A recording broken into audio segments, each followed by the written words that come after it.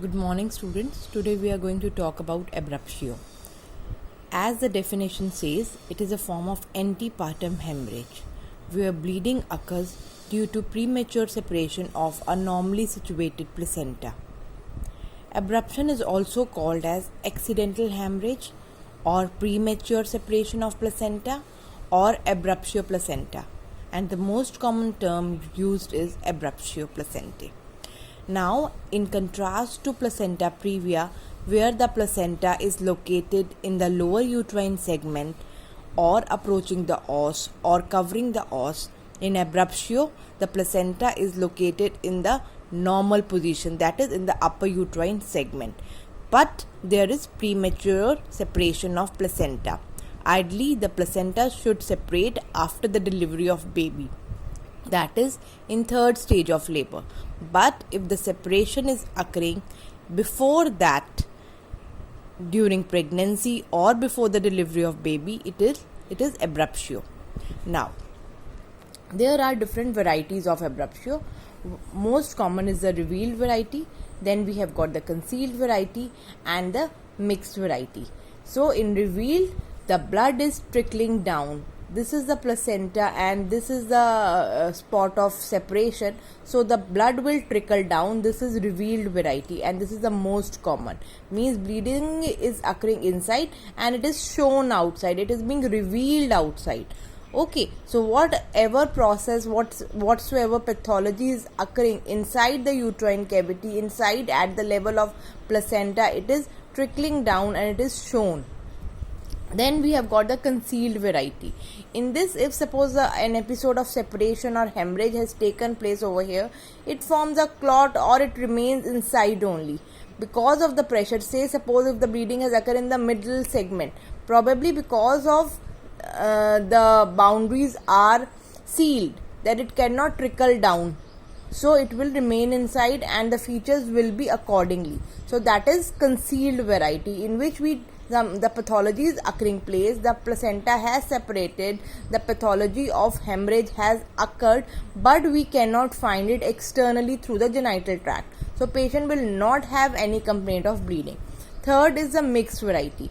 In this, some part there will be hemorrhage, the episode has occurred, but some will remain inside, some will be outside, means we cannot assess the exact amount by seeing the blood loss or the bleeding which is trickling from the genital tract, because there is something which is still remaining inside, so we are not able to get a correct judgment of it, but we can definitely judge depending upon the clinical features of the patient and so on. Now, etiology. So in variety, I just want to stress to you that these three varieties, in revealed, whatsoever bleeding is occurring, it is coming out. In concealed, we don't know externally, yes, that episode, that the bleeding, how much is the bleeding, and it is only depending upon the amount of bleeding. But definitely if the patient is bleeding inside, there will be features like the abdomen may be taut, tense, tender, and patient may go into clinically shock. So overall, if we see the general status of the patient, that will give us a good idea. So we should keep in mind, yes, he is deteriorating, probably the blood loss or the pathology is at a good extent. So concealed doesn't mean we don't come to know. Concealed is only that we are not getting the bleeding outside. So concealed is for that, but there will be free features when we do the examination with the history and all. So there will be features, but the concealed is only, it is not featureless. Features are there. This confusion I want to clear, that features are there, but the bleeding won't be there. Okay, and bleeding is the first symptom of abruptio. Means that is one of the important symptom, one of the clinical feature of abruptio when a patient is coming to you with. So then only we defined as an antepartum hemorrhage, na. But in concealed, probably we don't get bleeding, but definitely there will be other features. So you should make this point clear. Concealed में भी features होंगे, but bleeding नहीं होएगी, इसीलिए नाम is concealed. Then talking about the risk factors, etiology. The demographic features, the demographic profile almost similar to placenta previa, as we have seen in placenta previa also. Similarly, they are at risk, those who are multi-gravidas, having delivered more than 5 babies, or it is the 5th pregnancy. So higher order, whenever the patient is multigravida, there are chances of abruptio. as well as then age more than 35. This we have seen that in placenta previa also, with increasing age there are chances of placenta previa as well as abruptio. Now, poor socio-economic condition, it is mainly to do with, we are not asking what is the annual income or that, but how it is linked to abruptio is that because we consider that if it is a poor socio-economic condition, patient is not getting good enough to eat, so there are chances of malnutrition, and malnutrition is an independent risk factor for abruptio. Therefore, good diet, because people from socio-economic status, because of the financial constraints, there is possibility of undernutrition and the need for the information regarding ANC visits, the need to go to the doctor, so there is little less of awareness. Therefore, this point is highlighted that usually these things are seen in patient of poor socio-economic condition. Probably they didn't get the access, they don't have the awareness. Access is still there, but they don't want to, their approachability may not be possible, or they don't feel like the importance of getting the ANC visit. So as well as malnutrition, that is an independent risk factor. So these things are related to poor socio-economic condition. Then we have got malnutrition. Then smoking factor we have seen in placenta previa also. In placenta previa, it is because of the anoxic environment, and so there is villi activity at other places also because of increased anoxia, and to counteract that, probably that is one of the theory that the placenta encroaches to other places as well. But here the theory for smoking is that because we know that with smoking there is generalized vasospasm in the vessel, and vasospasm is a primary etiology of abruptio that we are going to see. So any condition which is producing vasospasm, so most common condition which should click your mind is hypertension, in which there is vasospasm. So that is an important etiology of preeclampsia. Now, so what is happening? There is spasm of the vessel in the so when we are talking, these were the few risk factors. Now hypertension in etiology. So what is happening? Talking about hypertension in pregnancy, it can be preeclampsia, it can be gestation hypertension. Fine. So usually the severe varieties are associated. Usually milder are taken care of and they have got a good outcome.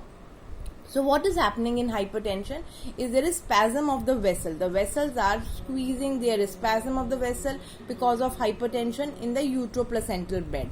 As a result of this spasm, there is damage to the endothelium of these vessels. Because of anoxia, there will be damage, and damage means there will be rupture of the vessels, there will be seeping from the vessels, and there will be rupture of the vessel and extravasation of blood in the decidua basalis. So here I am talking about the mechanism in abruptio. Spasm is throughout in the body. With hypertension we see episodes of stroke and brain hemorrhage. So that is occurring at the level of brain. So here the spasm and bleeding, it is a systemic pathology. So what is happening in placenta is, so there will be bleeding in the placental blood, and bleeding will be at the level of decidua basalis, which will form retroplacental hematomas in many cases. Now, second important cause is trauma. In trauma, suppose if we are doing it can be a simple blow over the abdomen. The patient fell on the ground facing the face, and the abdomen is facing the ground, so it is a direct blow on the abdomen. That can be one of the reason for bleeding in the placental blood. Then because of some maneuvers which we do, that is external cephalic version. This is basically done to convert, if the baby's breech, means the buttock part is lying in the lower part, so to convert it into a cephalic. Okay, so podalic, that is the breech part, has to be converted into cephalic part. So it is done externally, we rotate the baby, that is called as external cephalic version. So definitely if it is done with great force, though these maneuvers are not commonly done nowadays, but any maneuver done during pregnancy can trigger the bleeding in the placental bed. Then suppose there are various conditions like we do amniocentesis, or to take the fluid from the amniotic cavity or any specimen from the placental tissue. So in that condition also it is done with the help of a long needle. A long needle is inserted into the abdomen and it goes into the uterine cavity. So though it is a very fine needle, but definitely any puncture can produce bleeding. So these are few examples how trauma can trigger the bleeding. Then sudden uterine decompression. So what happens suddenly? As I have already told you that uterus quite easily reduces to size and just after the delivery. So but placenta is quite inelastic. So this is a condition, it is after the delivery, and we know that placenta is going to deliver within few minutes after the delivery of the baby. But if the things are happening during pregnancy, means placenta is quite inelastic as compared to the uterus. So suppose if there is sudden decrease in the surface area near the placental attachment, so mismatch of the surface area of the placenta, say uterus has decreased but placenta is still at that place, it could not accommodate to the decreased surface area. So a kind of strain will develop between the placenta and the uterine surface and will lead to hemorrhage. So where we see such kind of condition, suppose as in the case of delivery of first baby of twin. So we know that uterus is quite enlarged in twin and multiple pregnancies. So if one baby delivers, so quite a space is available. So yes, the uterus will shrink, but placenta is still in place, and there can be mismatch, and there can be mismatch in the surface area of placenta, and the uterus can lead to placental bleeding. Similarly, in polyhydramnios is a condition when there is excessive liquor in the uterine cavity, in the amniotic cavity, okay, in the where the baby is lying inside the uterus. So the liquor is more, suppose sudden the bag of membrane ruptures unknowingly or accidentally and liquor gushes out. So suddenly there will be, because the enlarged uterus was not only also because of the growing baby, but the uterus was enlarged because excessive fluid was also accumulated in the uterine body. So suddenly the liquor gushes out and there is shrinkage of the uterine surface area. So this is one of the condition. Similarly, if without labor, many a times rupture of membrane may occur and sudden fluid gushes out. So definitely the surface area, the size of the uterus will shrink. So that these are the few examples where sudden uterine decompression can result into abruptio. So we have to be very careful when we are rupturing the bag of membrane in patients of polyhydramnios, and we are very careful when we are dealing with patients of multiple pregnancy, because not only antepartum hemorrhage, there are chances of bleeding after delivery, that is called as postpartum hemorrhage. As we have discussed, the causes of atonic uterus, these are important causes at over-distended uterus. Then short cord. This can be seen that because of the mechanical pull, probably when the baby is moving inside the cavity, the cord gets entangled and it pulls, that because of the movement. Okay, so there can be a mechanical pull on the placenta, and so it can result into separation. Or just at the time of delivery of the baby, we find that yes, the cord is ideally long enough, about 50 centimeter on an average, but if still it is a short one, less than 35 centimeters, so there can be a strain when baby is out of the uterine cavity and placenta is still inside, so that strain can pull it prematurely. Okay, then we have got supine hypotension syndrome. That is because of the we know that yes, there are conditions of hypotension because of the pressure of the gravid uterus on the inferior vena cava. So the venous return is basically hampered. So what will happen if the blood is not being emptied into the venous blood is not being emptied into the IVC? It will keep on engorging the vessels, that is the uterine and placental vessels. Okay, and if the engorgement is more, they may rupture inside. So that can be one of the cause, and so the patient is asked to lie down to take rest in lateral positions so that the pressure of the gravid uterus can be relieved on the major vessels. That pressure is relieved. Then placental anomaly as circumvallate placenta. So in circumvallate placenta, what is happening? There is a double fold of the membranes, as I have already explained in the chat group. Yes, there is double membranes, and they can result into that part that is near the attachment of the placenta, and definitely bleeding can occur near that part also. So that these are the various anomalies, placental anomalies, which may lead to abruptions. Then sick placenta, that is poor placentation, malnutrition, folic acid deficiency, they can lead. So chances in these patients, chances of abruption has been found more. Then if there is uterine anomaly, say some submucous fibroid or septate uterus, and the placenta is implanted on these segments, so definitely these areas probably are not giving good nutrition, they are not a good place for implantation, and so can result into premature separations. Then torsion of the uterus, yes, torsion can result into, torsion means it is twisted, so torsion can result into engorgement of the vessel, and so bleeding may occur. Then cocaine abuse, cocaine has been associated with hypotension and vasospasm, and we have seen the associated what all things can happen because of vasospasm. Then few thrombophilias, and if there are chances of prior abruptions. So this sums to the entire etiology which is related to abruptio. So when a patient comes to you with bleeding per vaginum, usually after 7 months, that is according to the definition, after 28 weeks, what we say. So the two major things which should come into your mind is placenta previa and abruptio placenta. If it is a causeless bleeding, painless bleeding, it goes towards the placenta previa, and probably by that time the patient is having an ultrasound, and if in previous ultrasound the placenta is not located on the upper segment, means you have to look for the location of the placenta, because 28 weeks तक कोई ना कोई ultrasound हुआ होता है.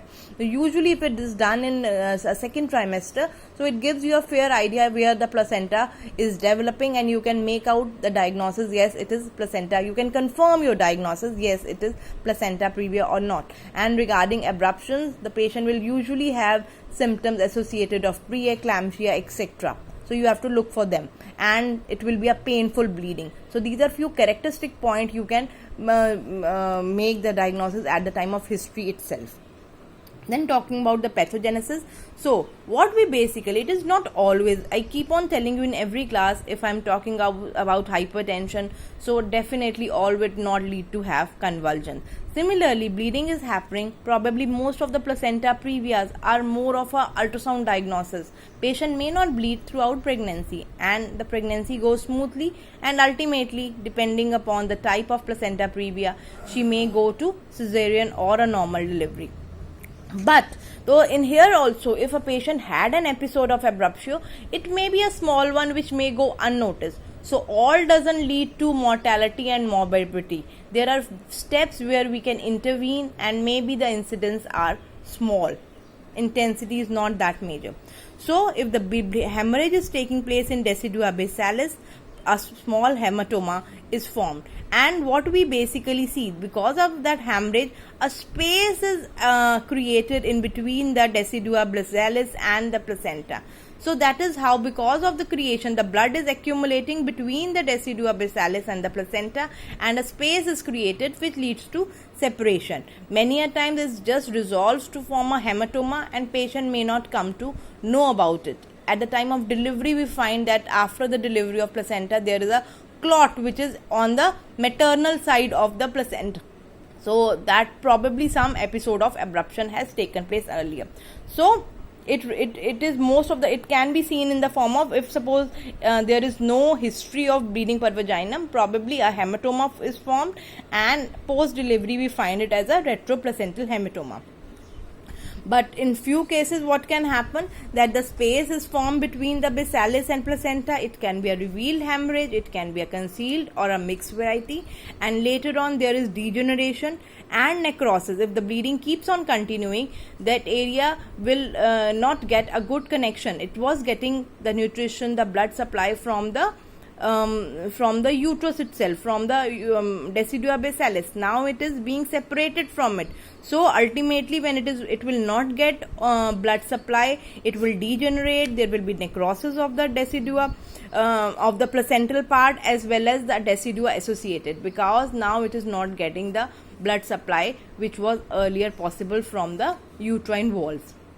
So ultimately it becomes, depending upon how much the bleeding, how much area, that area may get necrotic and non-vital. Now talking about what are different presentation. It can be simple retroplacental, that is behind the placenta, behind the placenta, or a subchorionic, in which it is between the uterine walls and the fetal membranes, or the placenta and the fetal membranes. And it can be subamniotic between the fetal membranes, amnion and chorion. So these are few variety. Most common is the retroplacental bleeding.